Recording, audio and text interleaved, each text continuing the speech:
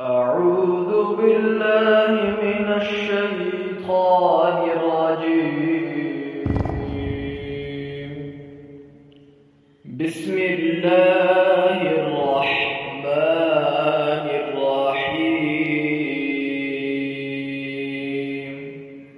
ألم تر كيف فعل ربك بأصحاب الفيل؟ ألم يجعل كيدهم في تضليل وأرسل عليهم طيرا أبابيل ترميهم بحجارة